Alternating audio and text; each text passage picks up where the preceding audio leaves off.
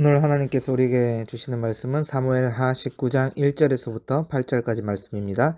어떤 사람이 요압에게 아뢰되 왕이 압살롬을 위하여 울며 슬퍼하시나이다 하니 왕이 그 아들을 위하여 슬퍼한다 함이 그날의 백성들에게 들리매 그날의 승리가 모든 백성에게 슬픔이 된지라. 그날의 백성들이 싸움에 쫓겨 부끄러워 도망함같이 가만히 성읍으로 들어가니라.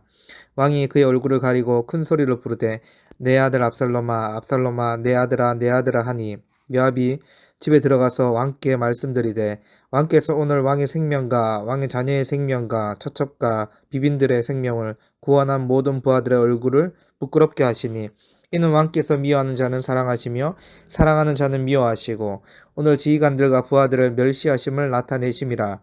오늘 내가 깨달으니 만일 압살롬이 살고 오늘 우리가 다 죽었다면 왕이 마땅히 여기실 뻔하였나이다. 이제 곧 일어나 나가 왕의 부하들의 마음을 위로하여 말씀하옵소서. 내가 여호와를 두고 맹세하옵나니 왕이 만일 나가지 아니하시며 오늘 밤에 한 사람도 왕과 함께 머물지 아니할지라. 그리하면 그 하가 왕이 젊었을 때부터 지금까지 당하신 모든 하보다 더욱 심하리이다 하니 왕이 일어나 성문에 앉음에 어떤 사람이 모든 백성에게 말하되 왕이 문에 앉아 계신다 하니 모든 백성이 왕 앞으로 나아오니라. 이스라엘은 이미 각기 장막으로 도망하였더라. 아멘. 여러분, 소중한 것을 상실했을 때 그 빈자리는 어김없이 슬픔이 찾아옵니다.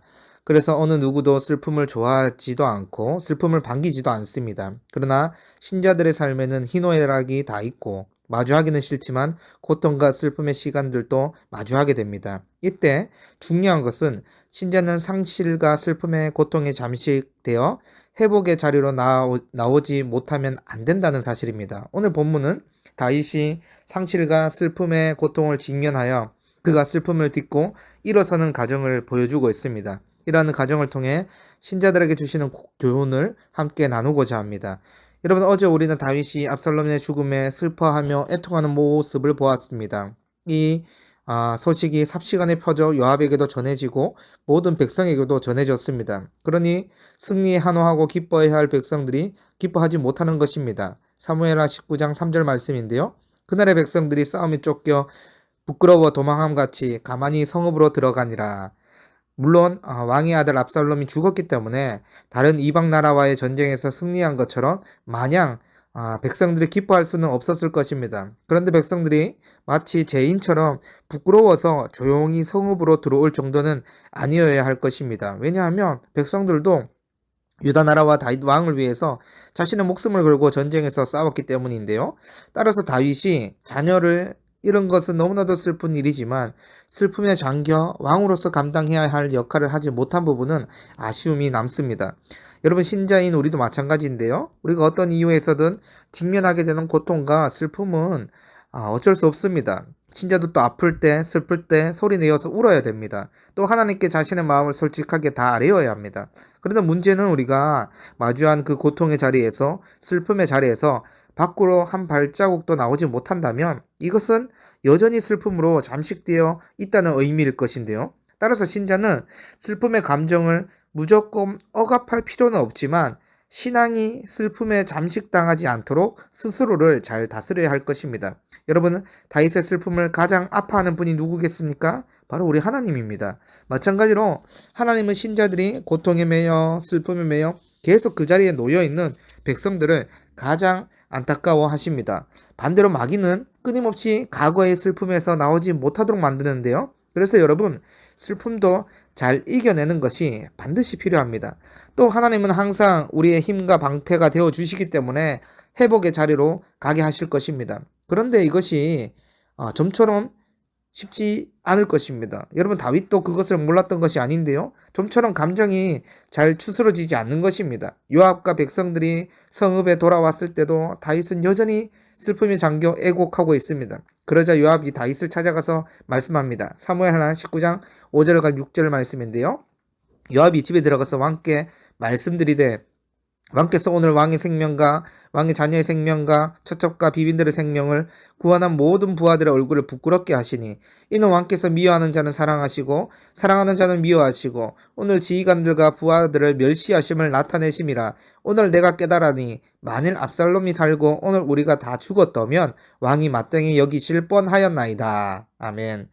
저는 누군가는 다윗에게 말을 해야 했기 때문에 요압이 다윗을 찾아간 것은 굉장히 옳은 행동으로 보입니다. 그러나 요압이 계속해서 다윗에게 언급하는 부분에서 옳지 못한 모습이 자꾸 보이는 것입니다. 여러분, 일단 요압은 다혈질의 성격으로 권력에 대한 욕심이 있는 인물입니다. 왜냐하면 여러분, 다윗은 요압에게 전쟁에 참여할 때에 압살롬을 두고 너그러이 대하라고 분명히 언급하였습니다. 또한 압살롬은 이미 자신의 머리털이 나무에 걸려서 공중에 매달려 있었기 때문에 체포하려고 하면 언제든지 체포할 수 있었습니다. 그럼에도 불구하고 요압은요, 압살롬을 죽여버렸습니다. 아마도 반란군을 소탕하고 압살롬을 제거한 공로를 인정받기 위해서 요압은 압살롬을 포위하는 선에서 그치지 않고 죽여버렸던 것입니다. 그러나 요압의 예상과는 달리 다윗이 몇 날 며칠을 압살롬을 잃은 슬픔에 잠겨 있으니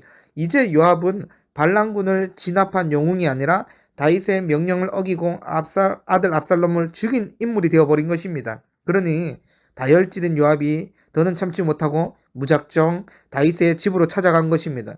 여러분, 당시 왕의 사적인 공간을 찾아간다는 것은 굉장히 예의 없는 행동 중 하나입니다. 그러나 요압은 그 순간을 참지 못하고 무작정 다윗 집으로 가버린 것이죠. 그리고 5절에 보면 요압은요, 구원이라는 단어를 사용하고 있습니다.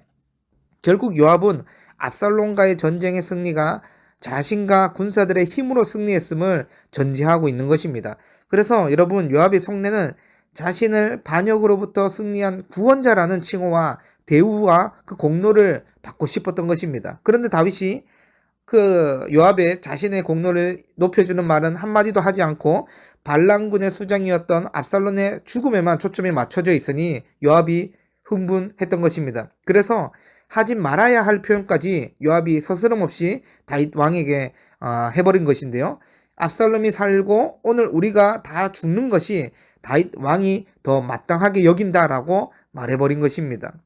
여러분, 여기서 멈추면 좋은데 흥분한 요압은요, 더 심하게 다윗을 몰아붙이며 표현합니다. 사무엘하 19장 7절 말씀인데요.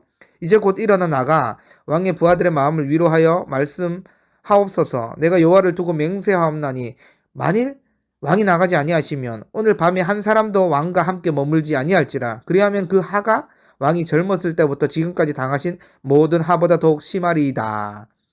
여러분, 요압이 다윗에게 당장 일어나 부하들을 위로하라고 직언하는데요. 만일 그렇지 않으면 왕이 이제까지 겪었던 것보다 더 끔찍한 재앙이 일어나게 될 것이라고 하나님께 맹세까지 하면서 말하는데요. 여러분, 이 요압은 신하로서 보일 태도를 잃어버렸습니다.